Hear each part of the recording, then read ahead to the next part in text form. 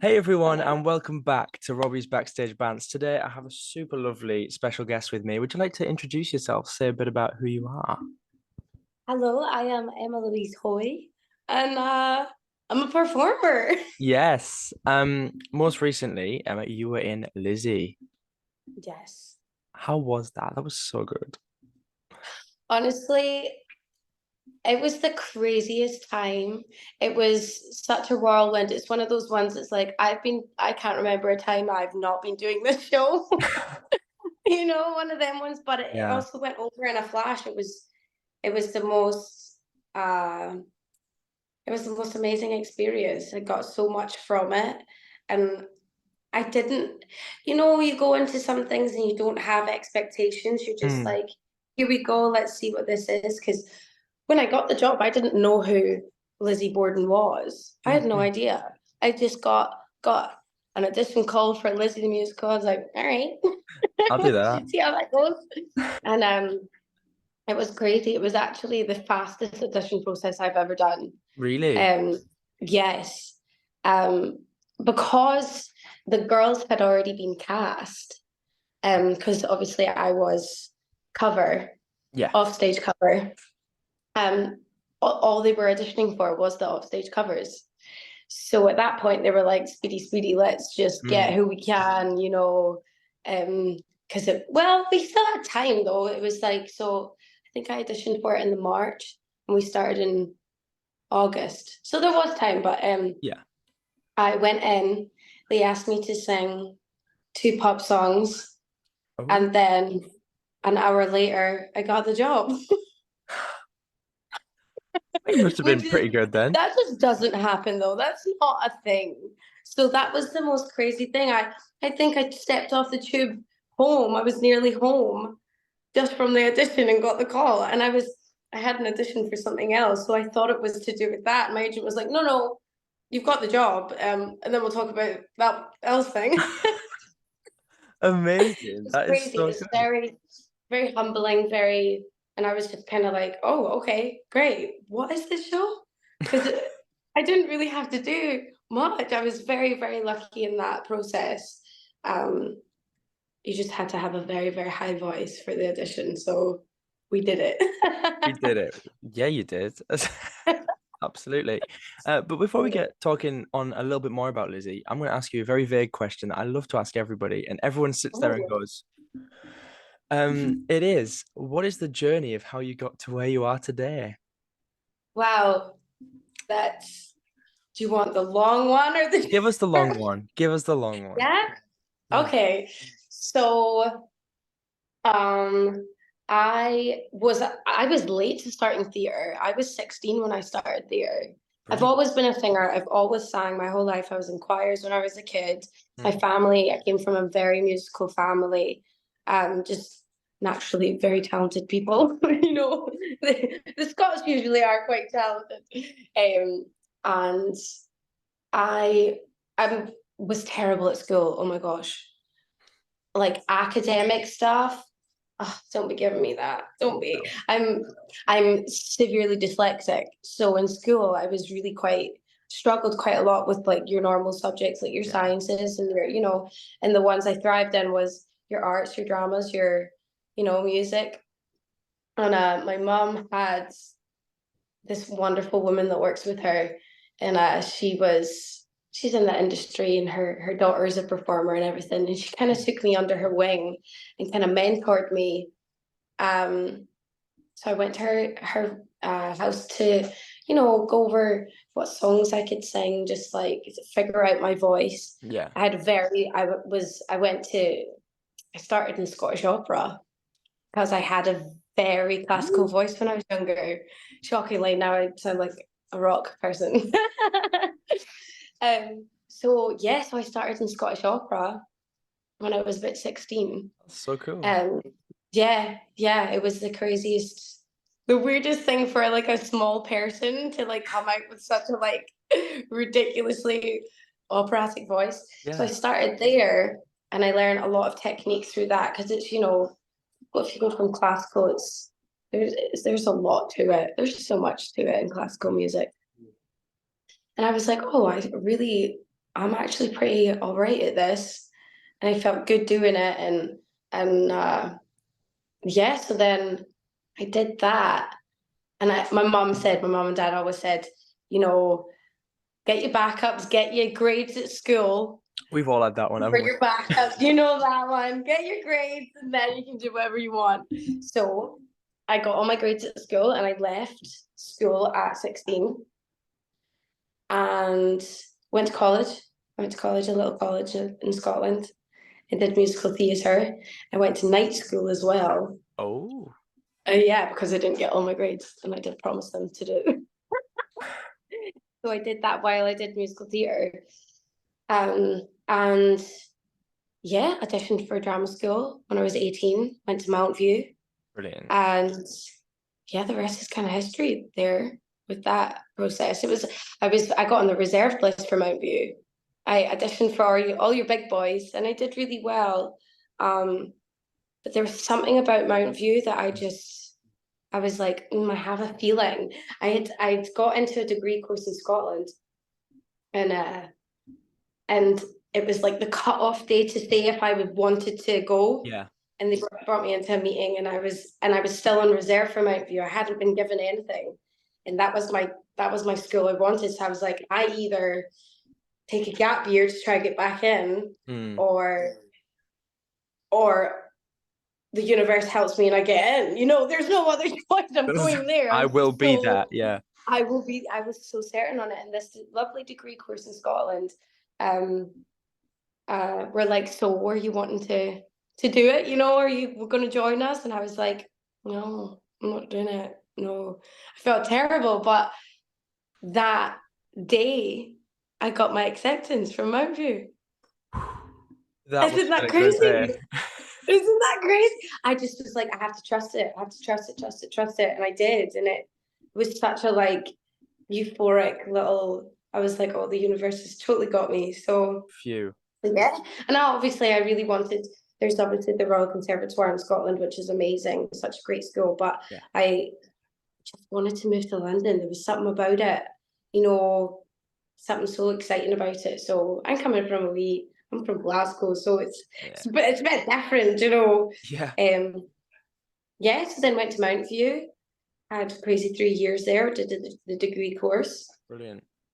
And then yeah, I'd done classical for all that time up until maybe my third year. My singing teacher wouldn't allow me to belt or anything because I was just so classical.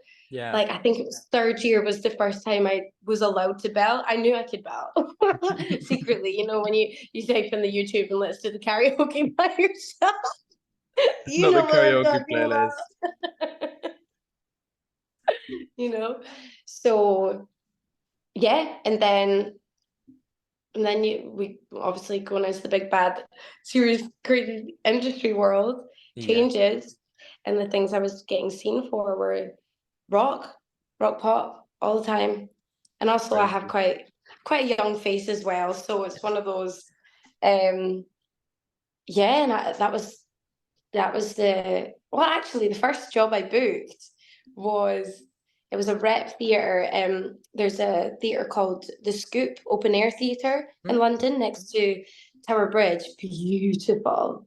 That was my first job, and I did The Wizard of Oz. I was Dorothy in The Wizard of Oz, and alongside that, we did a adaptation of King Arthur. Wow. Where it's like the old school story of King Arthur, and it was I got to play a knight, a female knight even, and it was so cool. I got to sword fight in my first job, Ooh, and it was so interesting. And it was that's awesome. the Wizard of Oz was also a readaptation. It was more acting based Yeah. than your musical theatre, so that was very different for me going straight from your musical theatre degree, Mount View, Straight into straight an into acting job. acting, which I loved. Acting's always my go-to. That's my Is favorite it? of all. It is, yeah. I think everything needs to come from acting, doesn't it? It does. Like no Yeah. matter, you That's know, the you've core. got your even if you don't have a voice, I think if you're doing it through your acting, or you forgive it. Do you know what I mean? like Judi Dench singing Send in the Clouds. That's the one I always go to. I'm like, the girl can't sing sometimes, but it's Judi Dench, you know? Cats So 2019. You know, this is this is what it is.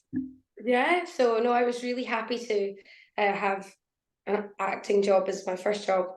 Yeah. And after that, what did I do? I did a few workshops, you know, workshops are the best when you're Great. like just a small thing. And I really, my favorite thing since I've been out of graduation is new projects. You've always got, you know, your dreams of doing your classic shows, your Wicked, your Les Misses, you know, Hmm. everyone's got them. That's, Yeah. of course, that's your dream. Why that would be, I'd be concerned if it wasn't, you know. But getting new shows, new materials, um, that you can readapt yourself, that you can make your own, is so rewarding. It's so Yeah. rewarding. So I got to do that. I did my first show at the Hope Mill before Lizzie. It was called Club Mex, Ah, and yeah. uh, it was an immersive raving theatre experience. You didn't get to see it? Didn't see It that was a one. few years ago. It was 2019, I believe. Um, and oh my goodness, that was so much fun. The Hope Mill's great for these productions, like Brilliant. new shows, and they were really, really great, wonderful company, young guys, just so inspiring, and just like, yeah, we're gonna put on these shows, and you're like, okay, great, and they do so great. They do so great. Club Mix was a really special experience. Julie Atherton was the director. She's one of my very good friends, and there was it still to this day is one of my favorite jobs because it was just such a safe environment, safe space. Everyone was great. We were there to just party, but Yeah. also sing some banging songs and have a dance and a rave with all these people every night, and it was great. And it really was. Oh my god, it was such a party, um, and people really loved it. It was a wonderful job. Then that happened, and then I went on cruise ships for 2 years. Ooh. I did. Yay. Um, from that, yeah, that was the clubbing immersive experience helped with that. Next job, the next job I did, it was called Sid Norman's Poorhouse. It's one Mhm. of the production shows in on Norwegian cruise Yeah. line, and it is an immersive rock experience. So you have your full live band, and you have four singers, and you improvise with the guests on the ship, and it was just such tongue in cheek, so silly. Got Yeah. to take the piss out of some really funny Americans, which is really fun to do, you know. And especially if they don't understand your accent, you could just make fun of them even more. So Yep. it was so great. It was that was a fun time. I did that for 2 years. That was through COVID. Brilliant. Well, at least you were Yeah. working through COVID. That is good. Yes. Pay the bills. Um, that's what we want, you know. But yeah, I got to travel the world.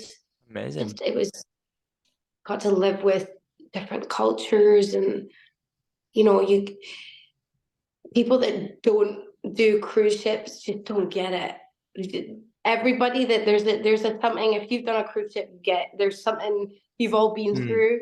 There's some crazy stuff that you just wouldn't expect that you would have to do if you had a job on land. It's Yeah. a wild experience, really crazy on the ship. That like you'd be firefighting.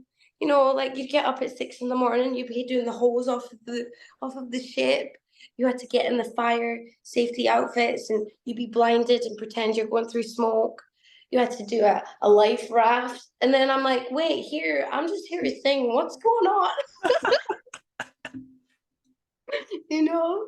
Yeah. So it's so funny the jobs that you think that you're gonna get, and then the jobs that you do get, and you're like, I would have never expected this. I would have No. never. It's so it's really interesting, but that's why you have to really trust the universe that there is putting you on the right path. and your time will come, and you're in the right place at the right time always. I think that's so important to have that mentality in this industry, because it's hard to not. When you don't have that mentality, it's hard. It's rough, you know, because you don't know when the next paycheck is. But wouldn't change it for anything at all. But yeah, so I came off the cruise ships, and then 4 months later, I got Lizzie, and then there we were. There we are. So you mentioned you didn't actually know about Lizzie before going into it. So how did you do your research? Well, we did so much research. We did a lot of it as a group, actually, together. It was a lot to do with you know, we had to come from. It's hard when you're like, okay, we don't want to glorify a murderer, right? We don't want to do that, but we need to understand how on earth she's got here. So we Yeah. all picked our characters, and we all sat in a circle and got any evidence. There's I think it's lizzieborden.com or something. I'll link it to you. But there's so many great pages. It's such a big story in America. It's It not that is. much over here, but in America, everyone knows who Lizzie Borden is. Everybody Yeah. does.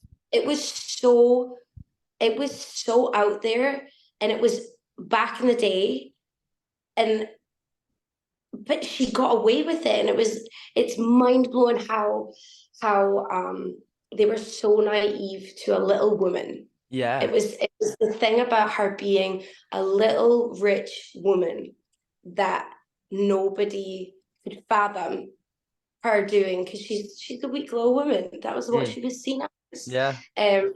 So yeah, so we did lots of research, and trying to do it right, and not wanting to glorify it, but justify it. Yeah. And to a point, you You've have got to. to. Yeah. She went through a lot, so we would help each other. We'd there's different parts of the musical to the true story, Yeah. only by smidges. So, like, for example, Lizzie's love interest was not her neighbor Alice. It was actually Bridget, the maid. Yes. There's obviously a lot of controversy about that, whether they were or were they weren't, whatever. Mm. Um, but the writers, they're such wonderful men. They were like, yeah, we have to include this. We need to have a little bit of LGBT in here, you know? So it was really interesting to see the difference of Yeah. what was real, and how that adaptation of it, and where we're taking it, what route we want to go down with it. It was Mm. really, really interesting. We had a great time with that. We did that for a solid week of just research. We were obviously going through the music, and Yeah. but to grasp the characters as authentically, you have to know so much of the ins and outs, and what you do believe and what you don't believe, and what's our adaptation of it. And there's so Mm. much to it. It was great fun. We had a great time with that. We also did because it's so much to do with women empowerment. Yeah. We chose women. Will, our director, assigned us a project to pick a woman that has been through it, that has been done dirty in her life, no matter what way, but has come out the end victorious. Yeah. So we all had really quite interesting ones. I'm trying to think. I did Lady Gaga, Uh-huh. because she's gone through the sexual violence, Yeah. sexual assault,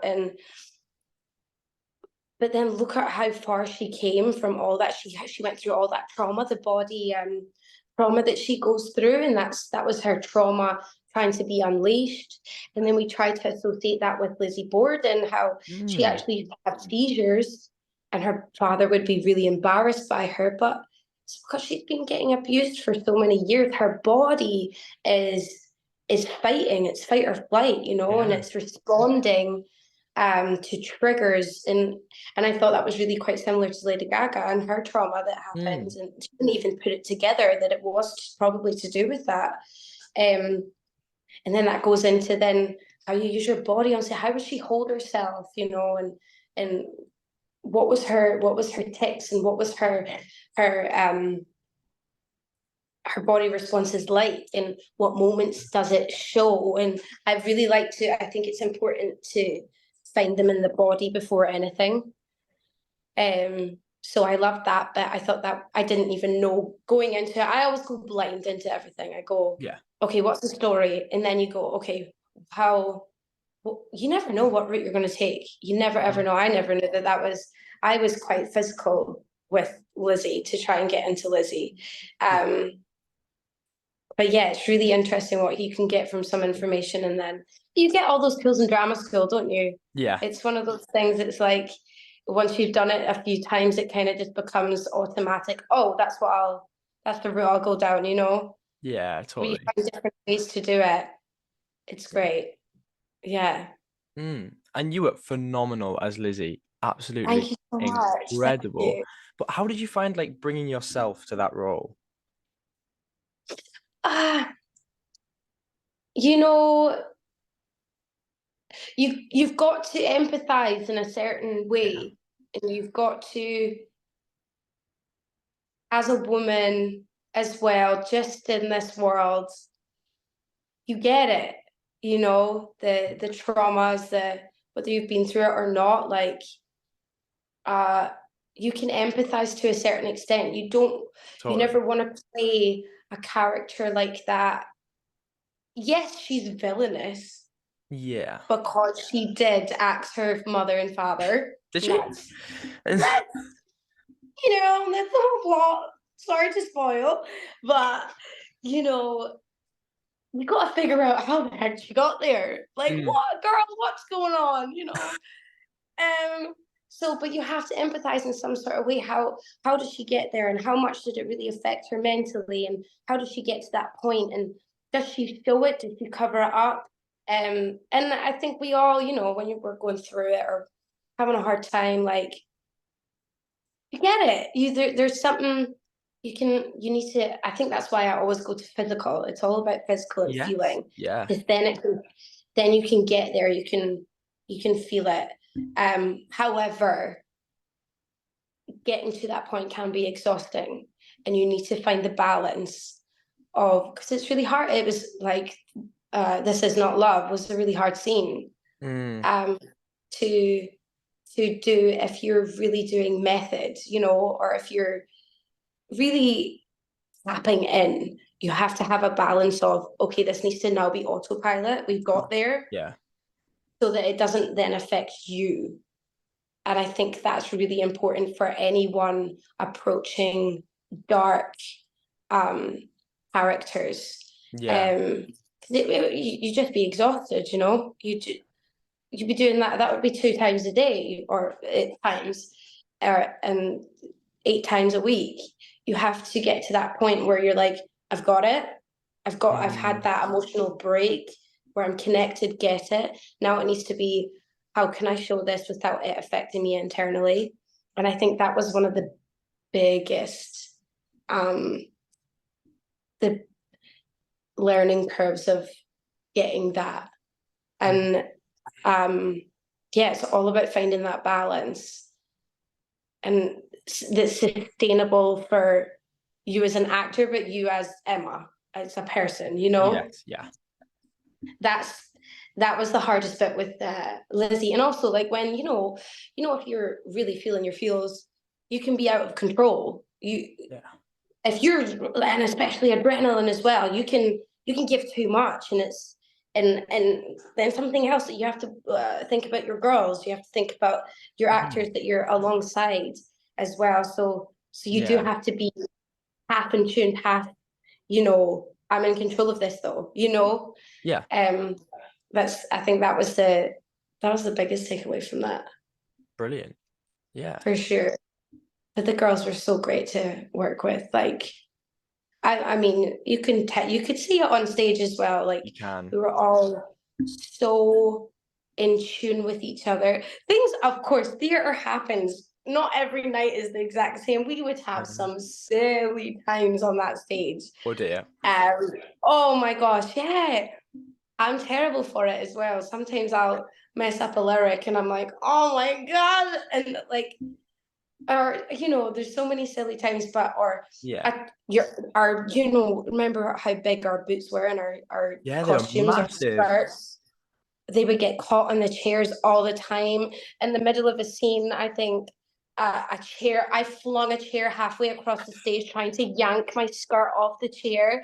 And poor Maya is just across from me, like biting her lip, trying not to laugh when it's a really serious scene when I've just flung a chair at her. And then all the audience are also just looking at the chair.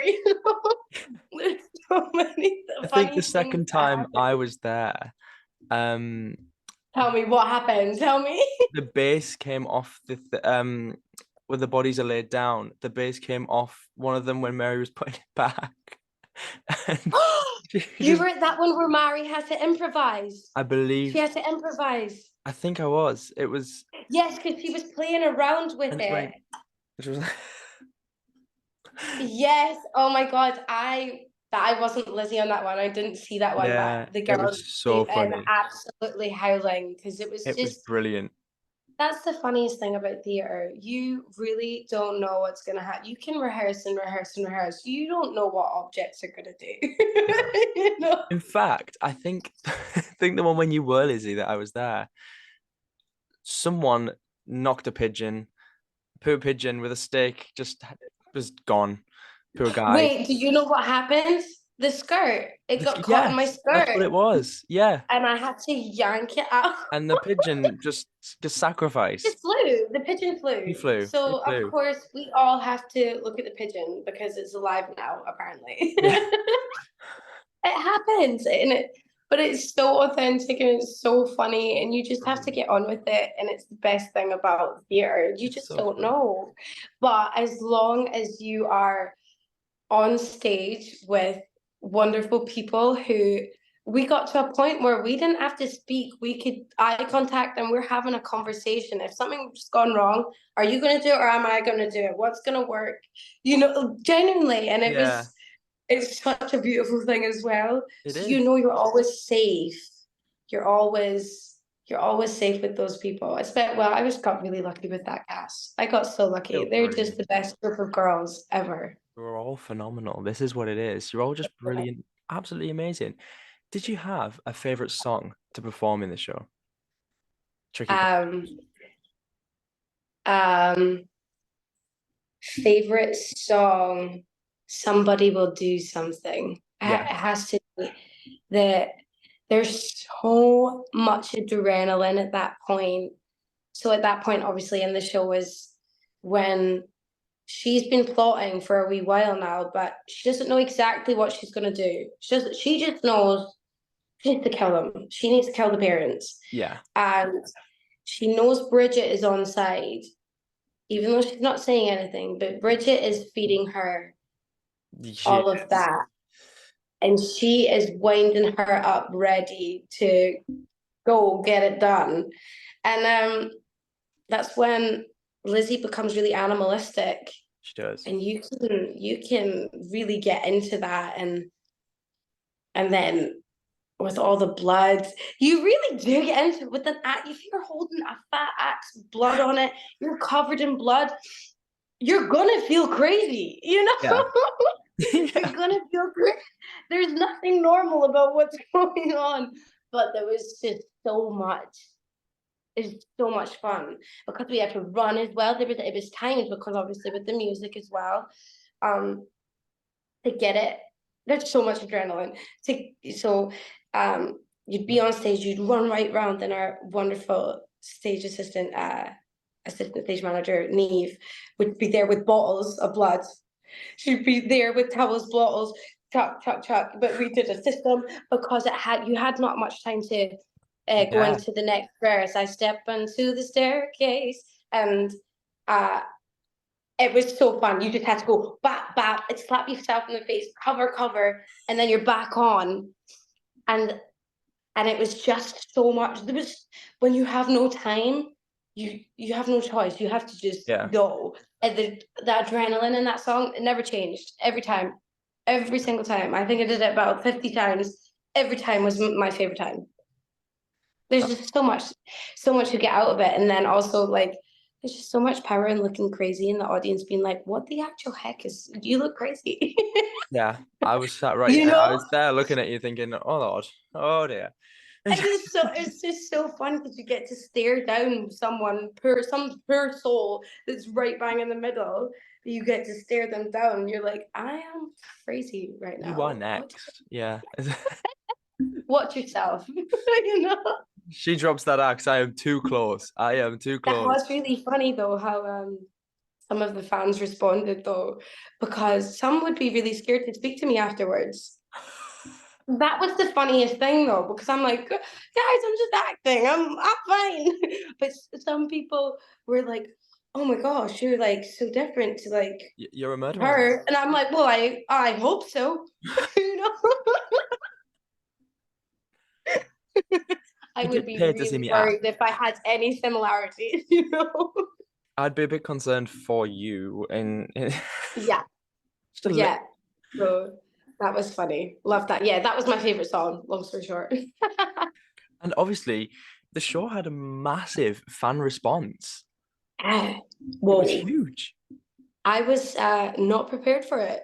No, it was quite beautiful. It was I've I've not been in a show with such a response like that. The girls obviously they've been in sixth Yeah, and and they've done bits and bobs and they've grown their fan base. I've never experienced anything like it, and it was just there's something really beautiful about there's such a little community that came from it. There's a beautiful group of girls really. that now even the shows Lizzie's done, but they're still seeing us Lizzie girls in shows all together. They've made such a wonderful group of friends that they wouldn't have done if they hadn't seen the show, if they didn't Oh, like the same show. And it's something really cool about that. And I've never seen that well, because I've not been in the shows, but yeah, seen it totally. firsthand. And now It you have. happened. And it's a beautiful thing, and it was quite overwhelming to the response of the support from all these girls, and there's a lot of girls, some men, there was some men, but like it was mostly your Yeah. young girls who you know they they were really anxious when you first met them, and Mm, then they had come to I don't know 23 more shows, and and this like little character had blossomed, and yeah. it was really, and obviously they'd be they'd still be nervous to talk to us or whatever, and they'd say, "Oh, thank you so much for speaking to us," and I'm like, "No, girl, you've been along the way with us. Yeah. Like they, it's funny what shows can do and what theatre can do, and It's brilliant. you can't you can't deny it.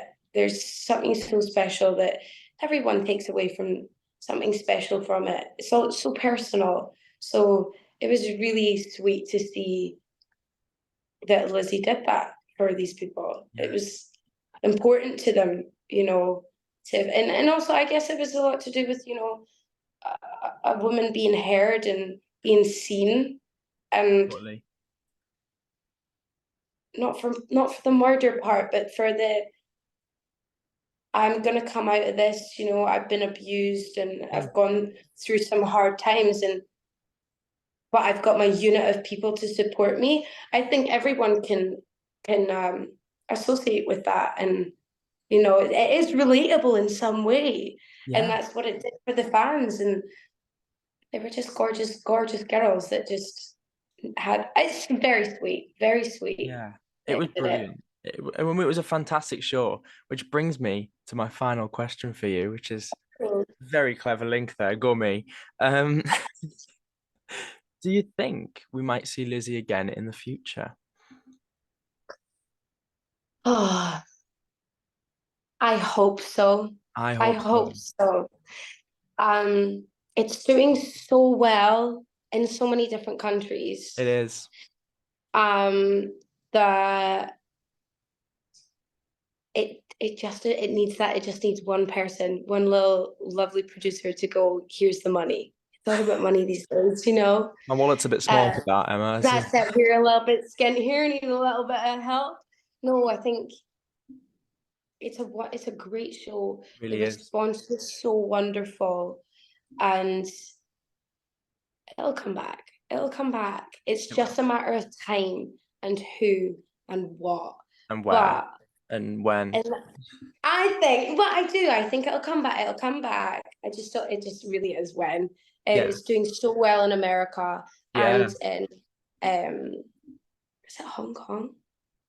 There's so Gosh, I many need to Google. productions. It is doing really, really well. There's so many, and every single one has the same response. But I mean, it's gone around the block. It's been here since the 90s. It was Yeah. before Six Times, you know. It's funny when some articles associate it with Six, but it's like, hold up, it's a whole 20 years older than that, you know. Yeah. It's funny. So, you know, it's been rewrote and Yeah. it's great. I think it'll come. I think it will. It's just I don't know anything. Soon, one day, maybe, potentially, hopefully, it'll I be think back. so. But the thing is, you can do so many things with it. There's so many different adaptations of it as well. Yes, the script and music are exactly the same, but you can direct it in whatever way. There's so much to it. So I agree. it's hard to just hang it up and go, yeah, I done it. You know. Yeah, no, definitely not. What I will say is it would be a hard one. You'd need a big cast. It would be a hard one to do a year's contract of. Yeah, It's the most vocally demanding show I have it's crazy. ever, and I think I ever will do.